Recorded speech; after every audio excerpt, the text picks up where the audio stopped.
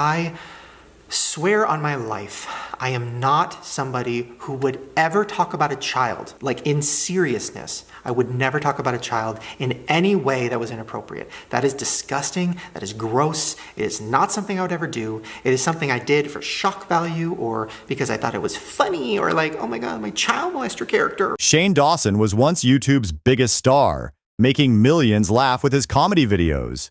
But in 2020, everything changed when the internet turned against him. Let's look at how one of YouTube's most famous creators lost it all. Before we start the video, make sure to like, comment, and subscribe to our channel for more interesting content. Back in the early days of YouTube, Shane was everywhere. His videos got millions of views, and fans couldn't get enough of his comedy. By 2018, he changed things up, moving away from jokes to making documentaries about conspiracy theories and other YouTubers. He even worked with Jeffree Star to create makeup, and it sold out instantly. Shane was on top of the world, but behind those smiling thumbnails and viral videos, trouble was brewing. Rights of being his mom. We could be like a reality TV show. How many people get to have a kid with their sister? Oh my God. It could be the Kardashians. I knew you were the first one to call me daddy. And then one time, the first time that we had sex, he called me daddy. No! In 2020, an old video surfaced showing Shane doing something unthinkable, making inappropriate gestures at a poster of Willow Smith, who was just 11 years old at the time. The video sparked outrage, but that was just the beginning. As fans started digging through Shane's old content, they found more and more disturbing videos. There were racist jokes, inappropriate comments about minors, and even blackface sketches. The internet was shocked. How had all this been overlooked for so long? Hi. If you've been watching me for a while, then you know that I have done a lot of things in my past that I hate, that I wish I could make go away, that I try to make go away by deleting videos or untagging my Instagram things or literally doing whatever I can to pretend like those things didn't happen. Because the Smith family wasn't staying quiet. Jada Pinkett Smith took to Twitter, writing to Shane Dawson, "I'm done with the excuses." Her son Jaden also spoke out, warning Shane to stay away from his family. These weren't just random internet comments. These were major celebrities calling Shane out. The backlash was immediate and intense. Shane lost over 400,000 subscribers in just days. Morphe, a major makeup retailer, pulled his collaboration with Jeffree Star from their shelves. His career was crumbling before his eyes. Shane tried to save himself with an apology video on June 26, 2020. Let's see what Shane said. Swear on my life, I am not somebody who would ever talk about a child, like in seriousness. I would never talk about a child in any way that was inappropriate. That is disgusting, that is gross, it is not something I would ever do. It is something I did for shock value or because I thought it was funny or like, oh my God, my child molester character or whatever. It's all gross, and I promise that is not real. That is not me. Have I done sketches where kids were saying crazy things? Yes. Do I regret it? Yes. But wait, there's more. This wasn't like his previous apologies where fans quickly forgave him. This time was different. The evidence was too overwhelming, the behavior too shocking. Shane claimed he wanted to be part of a change and not part of a problem, promising to feature more diverse voices on his channel. But for many, it was too little, too late. Child. I was at least 20 when I started YouTube, and I made the decision to play stereotypes of black people or Asian people or Mexicans or pretty much every race. I made that decision. I said, oh, this is funny, and I put it on the internet. Shane disappeared from YouTube for over a year. When he finally returned in October 2021, he admitted he was embarrassed over a lot of stuff from his past. "I feel like people are going to hate me no matter what, and I kind of just have to accept it," he said in his comeback video. Every apology video I've ever made has been from fear. It's me sitting at home thinking the whole world hates me and crying and hyperventilating and then just turning on a webcam and just saying I'm sorry and then hoping people know I'm a good person and then it'll go away. And that is stupid. That is something that a child does. But here's where things get interesting. Despite all the controversy, Shane didn't completely lose everything.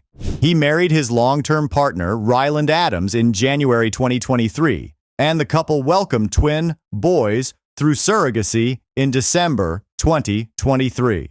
Looking back at the whole situation, Shane later told Perez Hilton that getting canceled might have been a blessing in disguise. "When I was getting the most views, I was the most depressed. I was the most anxious," he revealed. "I really think the universe and God, or whatever, really planned it this way because I was at a point before I got canceled where I didn't want to be around anymore." Today, Shane still makes YouTube videos, though they're nothing like his old content. He's returned to making conspiracy theory videos and hosts his own podcast. His viewer numbers aren't what they used to be, but he's maintained a core group of loyal fans who've stuck with him through everything. The Shane Dawson story shows how quickly things can change on social media. One day you're at the top, the next day old videos from your past can bring everything crashing down. His career might have survived, but it will never be the same. His controversies weren't just one mistake, they were years of problematic content finally catching up to him.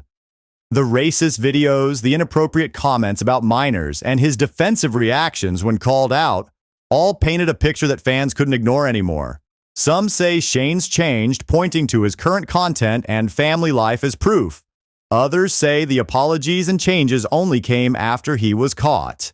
Either way, his story has become a warning about how past behavior can come back to haunt you, especially in the age of social media where nothing ever really disappears. Shane's now focused on his family and making different kinds of videos. He still appears in his husband Ryland's daily vlogs and makes his own content, but the days of being YouTube's biggest star are behind him. His collaboration with Jeffree Star continues, showing that some partnerships survive the controversy. The internet might be known for its short memory, but some things don't get forgotten. Shane Dawson's fall from grace changed how people look at YouTube stars and their past content. It showed that even the biggest creators aren't immune to consequences when their past catches up with them. Looking at Shane's story now, it's clear that his downfall wasn't just about one video or one mistake. It was years of problematic content, multiple inadequate apologies, and a changing social media landscape that finally caught up with him. While he still has a career on YouTube, it's a shadow of what it once was. A reminder that on the internet, your past is always just a click away. Not appearance is what truly defines a family. Most importantly, these families demonstrate how diversity enriches lives and broadens perspectives. From Ellen Pompeo's pride in her children's different shades to Madonna's commitment to maintaining cultural connections for her adopted children. These parents show that embracing diversity isn't just about acceptance. It's about celebration, understanding, and growth. Their stories inspire others to look beyond appearances and recognize that family is about the love we share and the bonds we build, regardless of our differences. This morning, we are getting a glimpse at what authorities in Argentina believe contributed to his death. Sources tell ABC News multiple substances were found in Payne's system, including pink cocaine, a popular but potentially dangerous party drug, cocaine, benzodiazepine, and crack. The FBI just dropped a major bombshell. A new toxicology report revealed something surprising in Liam Payne's system that shocked everyone. Traces of a certain substance were found, one that's often connected to big, flashy parties, especially the ones hosted by Diddy. Now, people are starting to question if Diddy had any involvement in Liam's tragic death. With Diddy already behind bars, this new discovery could make things even worse for him. Let's take a closer look. So I went out to shake his hand, and I shook his hand, and I was, oh, nice to meet you, and he's going, but the longest handshake ever. And I'm like, if someone came to me and said, look, I need this person, easiest ways to get away with murder is for someone to... Liam Payne's death at the Casa Sur Hotel in Buenos Aires on October 16th marked a tragic end for the former One Direction star. At just 30 years old, his fall from a third-floor balcony set off an investigation that would reveal complex circumstances and lead to multiple arrests. The news is spreading like wildfire. Check out what Ronnie Wood just tweeted. I am shocked and saddened to hear of the death of Liam Payne. It was a pleasure to work with him on our X Factor performance. God bless Liam. Thinking of all his loved ones, he will be dearly missed. Hotel records document Payne's arrival 3 days before his death. Security footage showed him initially in good spirits, taking photos with fans and interacting warmly with staff. His final morning began normally, with breakfast at the hotel restaurant where he appeared relaxed and engaged with employees. The day took a darker turn by evening. Between 7 p.m. and 9 p.m., hotel staff made 2 emergency calls reporting increasingly concerning behavior. Witnesses described Payne acting erratically in the lobby, damaging property, and showing signs of severe distress. Security cameras captured him entering his room for the last time at 9:15 p.m., visibly agitated. The autopsy revealed multiple injuries from the fall, but notably showed no signs of defensive wounds. Medical examiners concluded Payne was likely unconscious or semi-conscious when he fell. Toxicology reports identified several substances in his system, including prescription medications and illegal drugs. But wait, there is more. 3 people now face charges in connection with his death.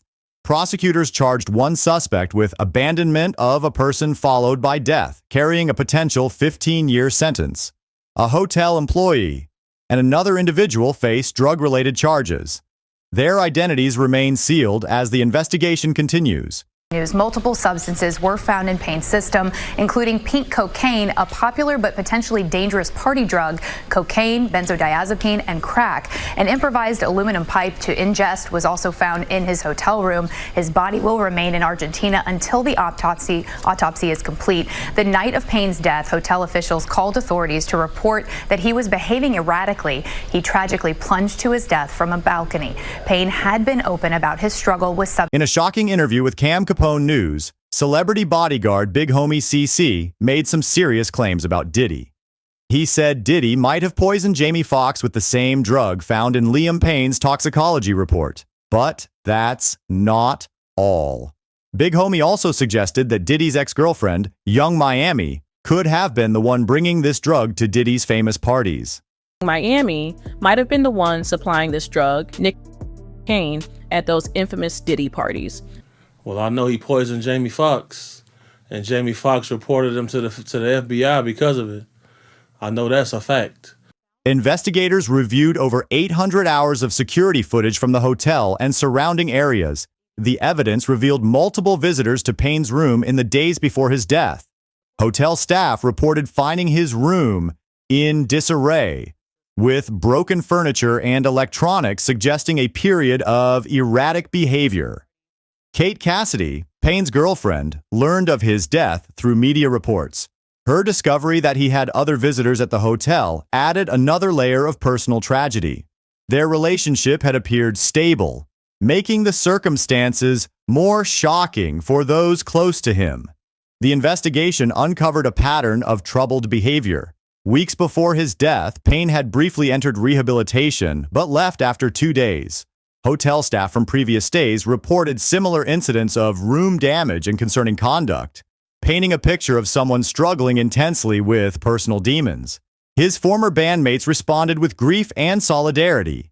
Harry Styles postponed concerts while Louis Tomlinson and Niall Horan issued emotional statements. Zayn Malik, despite past tensions, canceled upcoming appearances. The One Direction social media accounts shared simple tributes as fans gathered outside the hotel creating impromptu memorials. The case highlighted the toll of early fame. Payne achieved global stardom at 16 through One Direction, missing normal adolescence. In his final interview, he spoke about the pressure of maintaining success while battling personal struggles. We were kids handling adult-sized pressure. Sometimes the weight of it all feels impossible to carry. His 7-year-old son, Bear, shared with singer Cheryl Cole, faces growing up without his father. Payne often spoke about how fatherhood motivated his attempts at recovery. His last known conversation with family occurred the day before his death, giving no indication of the tragedy to come. The Casa Sur Hotel became an impromptu memorial site as fans gathered daily, leaving flowers, letters, and photographs. Hotel management cooperated fully with investigators, providing extensive security footage and staff testimonies. The third-floor balcony, now sealed off, prompted discussions about hotel safety regulations in Buenos Aires. The music industry's response showed the impact of his loss. Radio stations played One Direction hits in tribute, while awards shows planned memorials. His solo work gained renewed attention as fans revisited his career achievements. Fellow celebrities shared memories of a talented performer who struggled with fame's pressures. The investigation continues to examine all aspects of the case.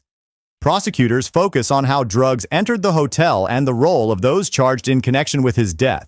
The combination of substances found in his system raised questions about impaired judgment and coordination in his final hours. Liam Payne's story serves as a stark reminder of fame's hidden costs. From X Factor contestant to global superstar, his journey ended tragically at 30, leaving behind questions about the entertainment industry's impact on young stars and the challenges of maintaining mental health in the public eye. The case remains active as investigators piece together the events leading to his death. While some questions may never be answered, the circumstances of his final days reveal the complex struggles behind the public persona of a charming boy band member who achieved global success but battled private demons until the end. As Diddy sits in a Brooklyn jail facing serious charges, more shocking details about his wild parties are coming to light. The investigation into Liam Payne's tragic death might just be the beginning. Many people believe even more suspicious things will be uncovered, especially if other artists are found to be connected. With all the accusations piling up, this scandal is far from over, and it looks like there's more to come. No, I don't think so. It's part of the job. I mean, you do find private things to do with people, and you find private ways to spend your time and enjoy yourself, but it's getting harder. Linda Ronstadt, born on July 15, 1946, in Tucson, Arizona, emerged from a rich musical lineage that would shape her extraordinary career. Growing up in a family where music was as natural as breathing, her earliest memories were filled with the harmonious blend of American and Mexican musical traditions. Her father, Gilbert Ronstadt, known locally as Gil Ronstadt and his Star-Spangled Megaphone, had made a name for himself performing at the Fox Tucson Theater during the 1930s. Though he chose the stability of the family hardware business over a professional music career, his passion for music never dimmed, and he continued to fill their home with an eclectic mix of songs, from traditional Mexican ballads to contemporary American tunes. The Ronstadt household was a musical incubator where Linda and her siblings, Peter, Susie, and Mike, learned to harmonize from an early age. Peter, particularly gifted with harmonies, helped guide his siblings in their musical development. The family would often gather for impromptu concerts, with their father teaching them traditional songs passed down through generations.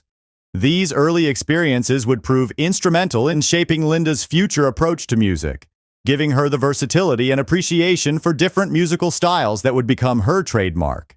In 1965, armed with her father's cherished Martin guitar, a family heirloom since 1898, Linda made the bold decision to move to Los Angeles to pursue her musical dreams. The guitar came with a family, saying passed down from her grandfather Fred, "Now that you own a guitar, you will never be hungry." Though her father initially resisted her choice to enter the music industry, understanding its grueling nature, he ultimately supported her decision, though not without expressing his concerns about the challenges ahead.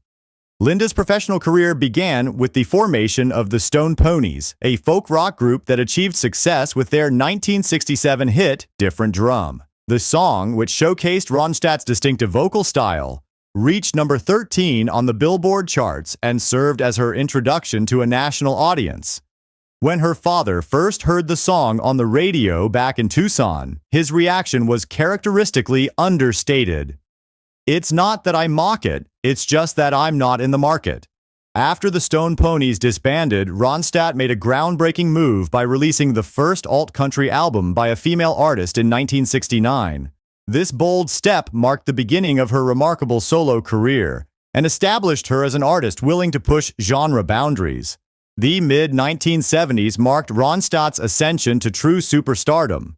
Her 1974 album, Heart Like a Wheel, proved to be a watershed moment, reaching #1 on the pop charts and surpassing industry giants like Led Zeppelin and Elton John.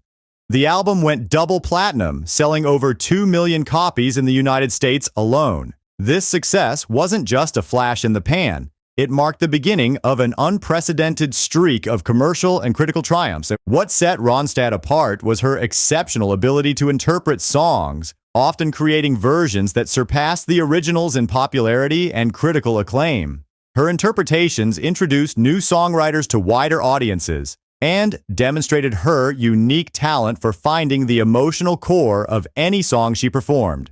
This gift led to a string of successful albums including Prisoner in Disguise, 1975, Hasten Down the Wind, 1976, and the monumental Simple Dreams, 1977. In an era when the music industry was overwhelmingly male-dominated, Ronstadt achieved several groundbreaking milestones. She became the first female artist to sell out arenas, proving that women could command the same massive audiences as their male counterparts. Her achievement of 6 consecutive platinum albums was unprecedented for a female artist at the time, and by 1978, she had become one of the highest-paid women in rock music, earning approximately $12 million that year, equivalent to $38 million today. However, success came with its challenges. In a 1976 interview with Rolling Stone, Ronstadt described the intense loneliness of touring life. They haven't invented a word for that loneliness that everyone goes through on the road. The world rushes by and people stare at you. She faced constant scrutiny and often battled self-doubt, despite her tremendous success. By the 1980s, Ronstadt was ready for a new challenge. Instead of continuing to chase pop hits, she made the bold decision to explore her Mexican heritage through music. This wasn't just a